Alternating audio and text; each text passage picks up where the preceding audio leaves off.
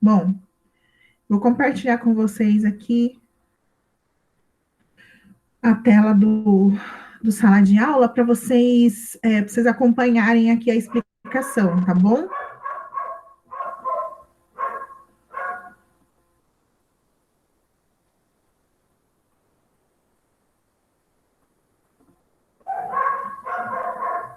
Bom, acho que está aparecendo para vocês aí.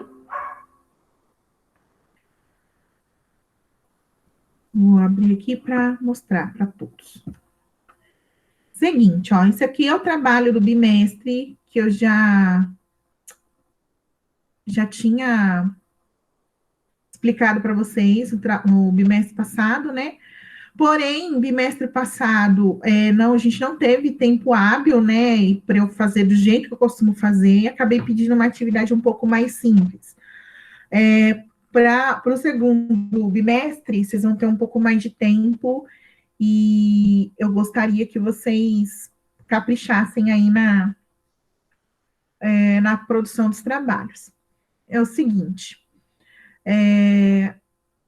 dentro do que nós estamos conversando, vocês estão observando que hora ou outra aparece o tema da Organização das Nações Unidas. Então, ela está intimamente ligada às temáticas que a gente está trabalhando. E muitas vezes, eu sei, até, nem todo mundo tem muita clareza do que é a ONU e do seu contexto, né, de criação. Então, como que vai ser esse trabalho? Eu gostaria que vocês pesquisassem a respeito da Organização das Nações Unidas. Então, mas o que vocês têm que pesquisar? Então, sua criação, então, quando que ela surge, o seu papel, para que ela serve, né? Para que serve a ONU? Os países que fazem parte, e aqui eu já adianto, né? São quase 200 países que fazem parte da ONU. Então, você vai citar alguns, não é necessário listar lá os quase 200 países. Quais são as instituições que são subordinadas ou que estão dentro da ONU? E aqui eu já até vou dar algumas dicas. Por exemplo, a Organização Mundial da Saúde é um órgão subordinado à ONU, a Organização Internacional do Trabalho, a Unicef, que é a agência que cuida aí das crianças do mundo, a Unesco, que é a agência que cuida do patrimônio cultural e histórico da humanidade, a Acnur, que é a agência para refugiados dentro da ONU, entre outras. Existem outras agências também que estão ligadas à ONU, tá certo? Meus cachorros começam aqui, vocês desculpam, gente. Aí, beleza. Dentro dessa perspectiva, vocês vão pesquisar a respeito desses pontos. E aí, o que vocês vão fazer? Como é que vocês vão entregar esse trabalho para mim? Apesar que até que eu tô vendo agora, eu olhei o prazo de entrega, eu vou pôr mais uma semana para vocês, viu? Dia 1º de junho tá muito em cima, eu vou dar mais uma semana, eu vou alterar essa data, tá? O que vocês vão fazer? Vocês não vão precisar entregar nada escrito. Não precisa entregar nada escrito. É só vai fazer a pesquisa, vai entender bem o que é a ONU, e o que vocês vão entregar para mim é um vídeo, tá? Não precisa, obviamente, pessoal, ser um vídeo de 20, 30 minutos. Não é isso que eu espero que vocês construam.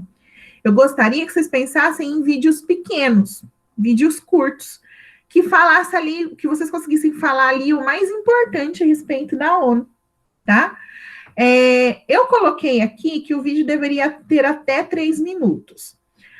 Mas, pessoal, claro que isso é flexível.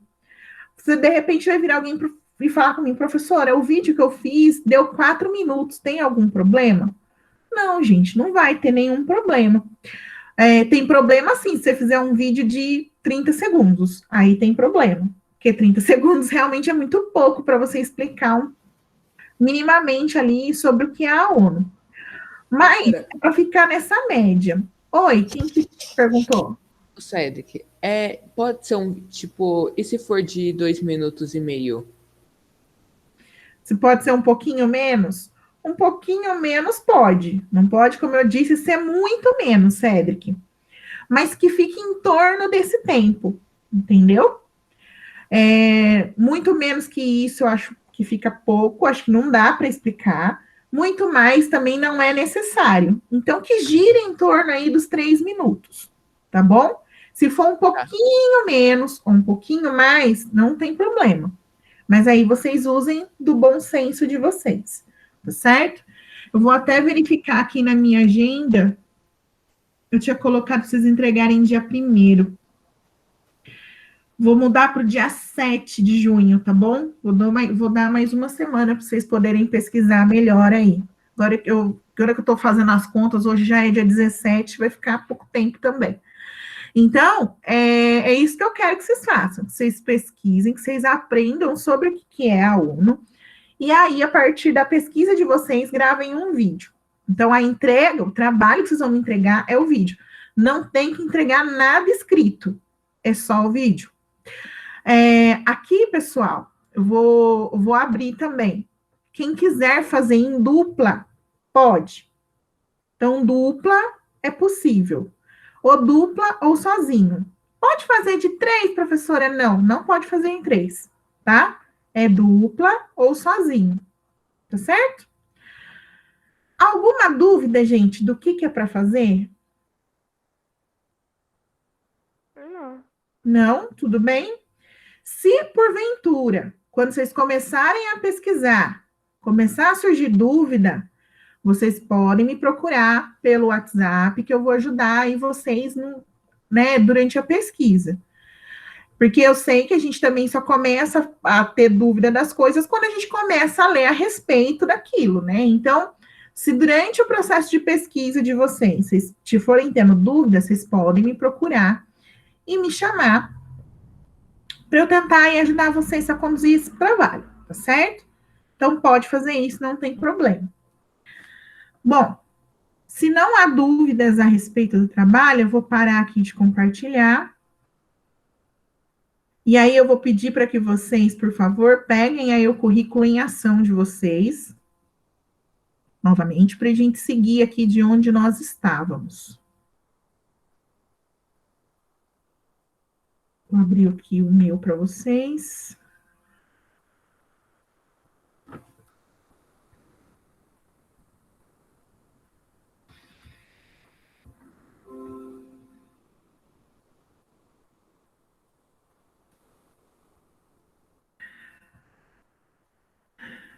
Bom, vocês me ajudem aí se eu estiver falando coisa errada, tá bom? A gente falou no primeiro momento do muro, falamos de como a Alemanha tinha ficado dividida entre os ganhadores da Segunda Guerra. Falamos também da história da queda do muro e a gente ia começar a falar das questões aí do mundo bipolar e multipolar. É isso, pessoal?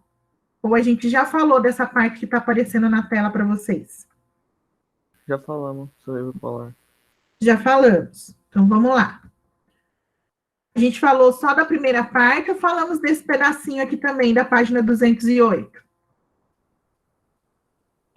Também já falamos. Já falamos. Então, eu já pedi para vocês fazerem as questões de A a E. Não vi isso não, professora. Eu acho que não. Não. Eu também acho que eu não expliquei essa partezinha do texto aqui. Eu lembro que eu falei para vocês, expliquei o que era a OTAN e era o Pacto de Varsóvia. Falei desses dois. Isso aqui eu lembro com clareza. Mas essa parte aqui, ó, esse pedacinho que está antes das questões, eu acho que eu não falei. Ô, dona, a senhora parou até os negócios do vídeo lá, que não dava pra abrir o vídeo. Aí acabou a aula. Desse aqui, dos códigos, dos QR Code, certo? E aí, então a gente ia começar a falar. Então, não falei de OTAN e de Pacto de Varsóvia para vocês ainda. Não. Então, vamos lá, ó. Dando a sequência aí dessa questão da Guerra Fria, a gente vai falar com um pouquinho mais de detalhe essa questão da bipolaridade e da multipolaridade. Enquanto a gente viveu a Guerra Fria, o mundo estava dividido em dois blocos, né? O bloco socialista, que era liderado pela União Soviética, e o bloco capitalista, que era liderado pelos Estados Unidos. Então, eu tinha dois blocos. Dois é bi, certo? Bipolaridade. Então, dois polos. Era assim que o mundo era dividido durante a Guerra Fria. Tudo bem? Bom. Agora sim. Aí, assim, a partir desse texto aqui, nós vamos falar um pouquinho desse processo do mundo bipolar, quando ele começa a ruir, ou seja, quando ele começa a se desfazer, e a nova configuração, que é o mundo multipolar. Então, pensemos aí, já pensem nos termos, né? Se bipolar, eu estou falando de dois polos, multipolar, eu estou falando de quantos polos, né? Vão pensando aí que a gente vai falar a respeito. Então, o texto 2 traz aí para a gente, né? Ó, o sistema bipolar da última metade do século XX, que é o período da Guerra Fria, caracterizava-se estruturalmente pela coexistência de 4 tipos principais de atores, ou agentes internacionais. O primeiro deles, os polos, Estados Unidos e União Soviética, 2 atores nacionais essenciais. Então, o jeito que o mundo se organizava rodava entre esses 2 atores, entre os Estados Unidos e entre a União Soviética. Tudo que acontecia no mundo passava por eles 2. Os blocos OTAN e Pacto de Varsóvia, que eram aí 2 atores transnacionais. E aqui eu vou fazer um recorte.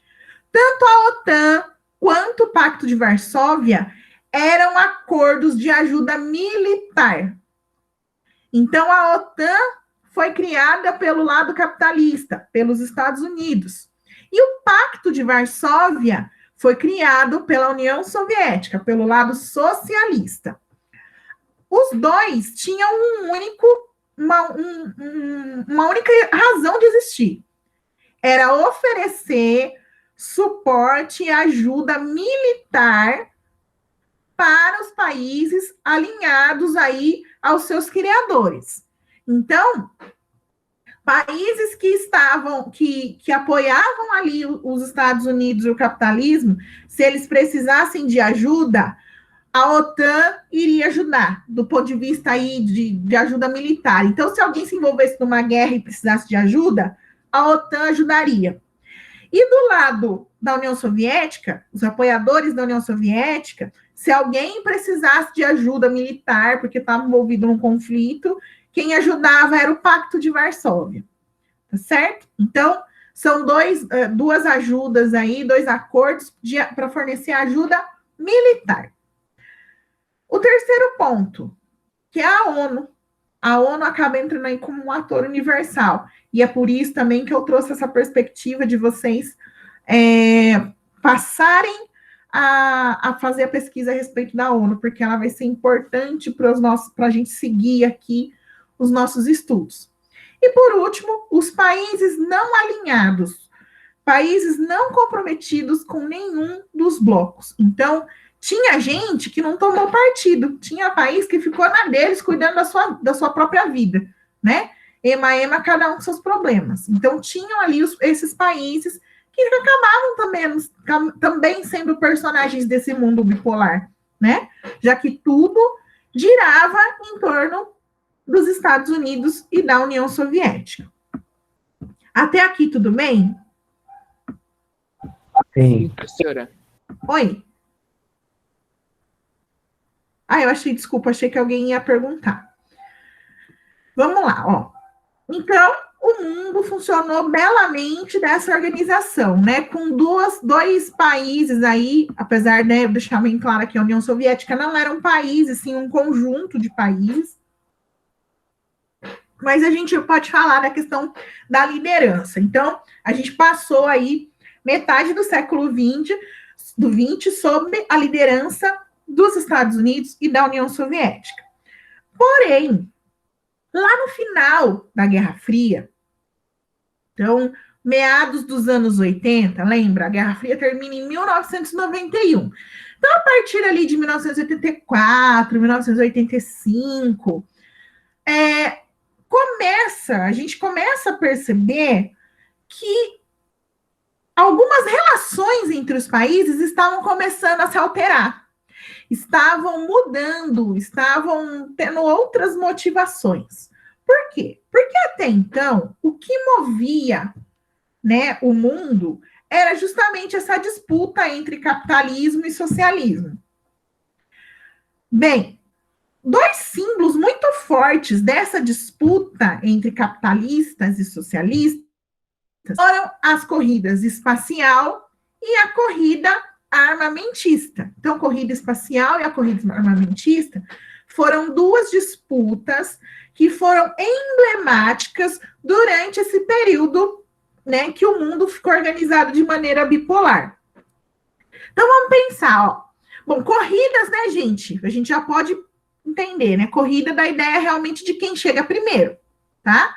Quando a gente olha para a corrida espacial, a gente observou ali, e atrelada a essa corrida também o desenvolvimento de muita tecnologia que a gente usa até hoje, mas a gente tem associado aí o lançamento do primeiro satélite artificial, que foi feito pela União Soviética, o primeiro ser vivo que foi lançado para o espaço, que é a cachorrinha Laika, que também foi obra da União Soviética, o primeiro homem a circundar a Terra, também obra da União Soviética, que foi o Yuri Gagarin, que é o autor da frase, né, a Terra é azul, porque ele foi a primeira pessoa que viu a Terra de fora dela.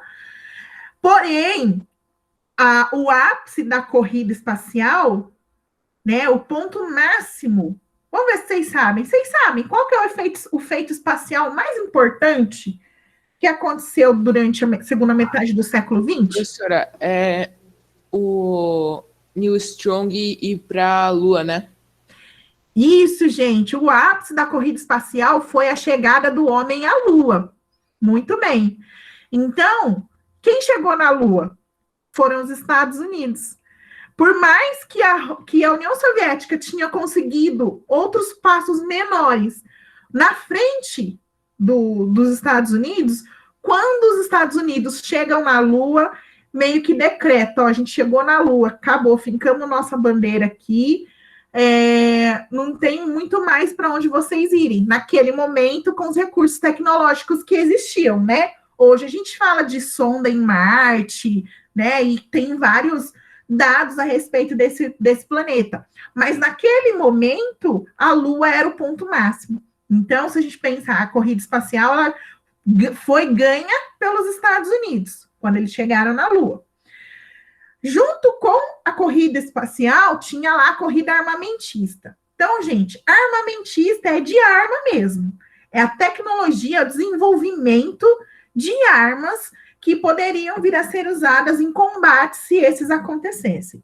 Então, assim, durante a corrida armamentista, a gente viu a criação de armas muito poderosas, com grande poder de destruição. Então, as tecnologias ligadas aí às armas nucleares, por exemplo, né? E aí vocês podem até questionar, mas professores, os Estados Unidos já não tinham as bombas atômicas, né? Tanto é que eles utilizaram sobre o Japão na Segunda Guerra Mundial, lá em Hiroshima e Nagasaki. Sim, né? Os Estados Unidos já tinham domínio de uma tecnologia nuclear para armamento. Porém, durante os anos da corrida espacial, da corrida armamentista, perdão, essas tecnologias foram sendo aprimoradas. Então, novas armas foram criadas. Então, míssil, não fica só na questão das armas nucleares, apesar da gente saber que muito do conhecimento nuclear que a gente tem hoje foi desenvolvido nesse período, e por isso, eu acho que eu já até cheguei a comentar com vocês em outra aula, é justamente por a construção deste conhecimento que existe ainda um receio em relação à Rússia, né? A Rússia, ela acaba sendo um agente de relações internacionais importante, não porque ela é um país rico, como é, por exemplo, os Estados Unidos e a China, mas ela é importante pelo histórico dela durante a Guerra Fria e sob ninguém saber dizer ao certo o que a Rússia tem nas mãos. Então, aquela ideia do pelo sim, pelo não, se eu não tenho certeza se ele tem alguma coisa que pode destruir o meu país, eu não vou arrumar briga com ele. Então, por isso que existe esse respeito em relação à Rússia, porque ninguém sabe ao certo o que está na posse deles, e sabe-se que eles foram grandes produtores de ciência naquele momento, porque para construir arma é a ciência também que ajuda, né? Então, essa disputa foi muito acentuada. Só que, como eu estava dizendo, quando chega esse meados dos anos 80, 84, 85, essas duas corridas, elas passam a não ter muito sentido mais. A espacial, já desde lá de 69, quando chegou na Lua. E a armamentista acabou perdendo força também, porque começou-se a observar que outros tipos de relação estavam surgindo entre os países. E aí, essa parte que a gente vai ler agora nesse outro trechinho do texto, tá bom? Ó. A dinâmica do poder mundial modificou-se sensivelmente nos últimos anos da era bipolar, né? Então, esses meados aí dos anos 80. Na medida em que a importância relativa que se atribuía ao elemento militar diminuiu em benefício dos elementos econômico, tecnológico e político-diplomático. Então, essa importância de ter um exército poderoso, de ter armas de guerra poderosas, elas começam a parar de fazer sentido, começam a perder força. E as relações econômicas, a produção de tecnologia no sentido de melhorar a vida das pessoas e melhorar a relação entre os países, e as questões diplomáticas passam a ocupar mais esse espaço. Então, essa questão de produzir armas poderosas vai perdendo espaço para esses outros aspectos. E aqui é importante ressaltar, né, gente, essas relações político-diplomáticas, elas estão ligadas com a ideia de resolver os nossos conflitos com base no diálogo. Por quê? O mundo já tinha vivido duas guerras que foram altamente, né? Obviamente, tem o primeiro de tudo, os prejuízos relacionados às vidas que foram perdidas nesses combates, mas também a essa imagem está atrelada ao prejuízo econômico que os países que participaram efetivamente da guerra tiveram. A gente conversou disso quando a gente estava falando lá da reconstrução da Europa. Então, teve muito prejuízo econômico. Então, a partir dessa perspectiva, todo mundo começou a entender que não é legal ter guerra, porque a gente perde dinheiro, né? Então, a partir dessa perspectiva, os países começaram a procurar resolver as suas diferenças, né, as suas disputas, a partir da diplomacia, a partir da conversa. Até aqui, tudo bem, gente? Tudo. Sim, professora. Vamos lá. Então, seguindo o textinho aqui. Essa alteração conduziu à passagem da fase de confrontação à fase de negociação nas relações entre as principais potências mundiais. Então, a gente para de brigar e começa a conversar. Assim, no início do século XXI, vivemos um sistema internacional multipolar, composto por multiblocos econômicos com diversos centros políticos, mais ou menos autônomos, com destaque para Estados Unidos, Rússia, a União Europeia, China e o Japão. Então, veja, pessoal, se bipolar eram dois polos ali, duas lideranças, multipolar são quantos polos? Vários. Vários. Então, depois de 1991, quando acabou a Guerra Fria, a gente passa a falar do mundo multipolar, onde vários atores ali, né, vários países, várias regiões começam a ter destaque e autonomia, principalmente do ponto de vista econômico e do ponto de vista político. Então, a gente começa a surgir. A gente até comentou, quando a gente estava falando lá da assinatura do Tratado de Maastricht, que esse tratado até é proposto quando acontece a reunificação da Alemanha em 1990, que começou ali na Europa a ter um certo temor de que a Alemanha se reerguesse e tentasse repetir aí passagens da história recente que poderiam, né, deixar a Europa em maus lençóis, né? Então, a Alemanha surge como um desses polos, surge como essa liderança, tá? E aí, outros polos vão sendo identificados e a gente consegue enxergar claramente os papéis desses agentes nas relações entre os países até os dias de hoje, tá certo?